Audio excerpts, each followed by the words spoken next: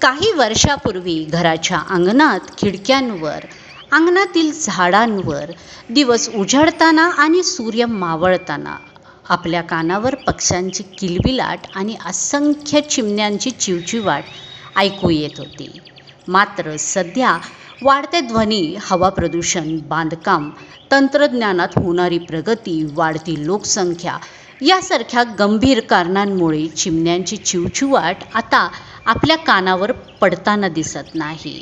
या सर्व गोष्टींमुळे चिमणीसारख्या इतर अनेक पक्ष्यांच्या संख्येवर देखील परिणाम झालेला आहे. म्हणूनच चिमण्या व इतर पक्ष्यांच्या संवर्धनासाठी दरवर्षी 20 मार्च रोजी जागतिक चिमणी दिवस साजरा केला जातो.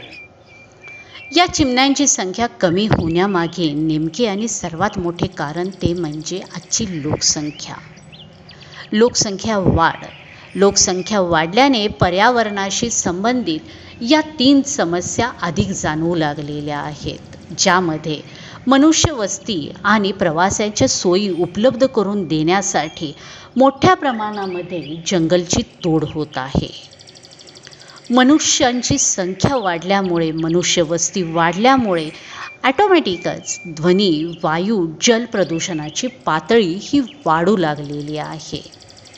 मनुष्याने लावलेले नवनवीन तंत्रज्ञानाच्या, खास करून मोबाईलच्या शोधामुळे त्यामधून निघणारे इलेक्ट्रोमॅग्नेटिक रेडिएशनचा परिणाम पर्यावरणात मुक्तपणे वावर करणाऱ्या पक्ष्यांवर होऊ लागलेला आहे. या कारणांमुळे व यासारख्या अनेक कारणांमुळे चिमण्यांची संख्या प्रचंड कमी झालेली दिसत आहे.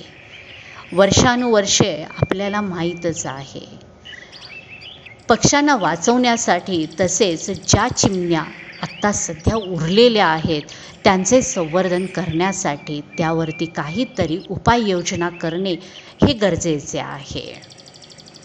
जंगलाचे प्रमाण हे दिवसेंदिवस कमी होताना दिसत आहे. एकीकडे जंगलाचे प्रमाण कमी होते तर दुसरीकडे काँक्रीटचे जंगलाची संख्या ही लक्षणीय वाढताना दिसत आहे.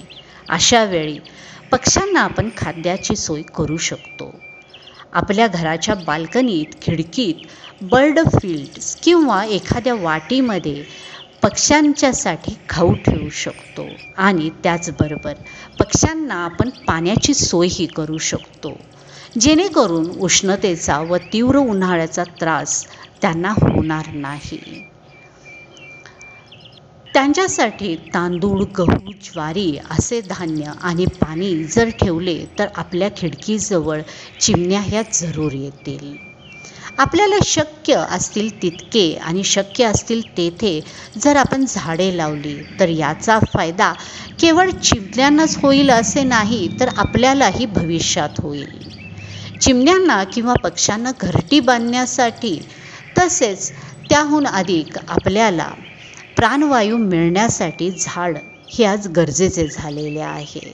तसेच शेती, बागकाम अशा ठिकाणी अति औषध किंवा कीटकनाशकांची फवारणी करू नये, जेणेकरून अशा ठिकाणी चिमण्या किंवा इतर पक्षी ते धान्य खायला येऊन त्यांना इजा पोचेल.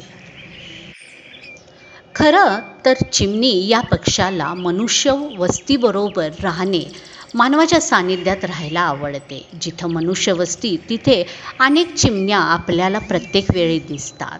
तर आपण आपल्या पक्ष्यांना सांभाळायचा प्रयत्न करू. चिमण्यांचे खाद्य, तांदूळ, धान्य अशा अनेक गोष्टी चिमण्यांना आपण कशा पद्धतीने खायला घालू याचा प्रयत्न करू.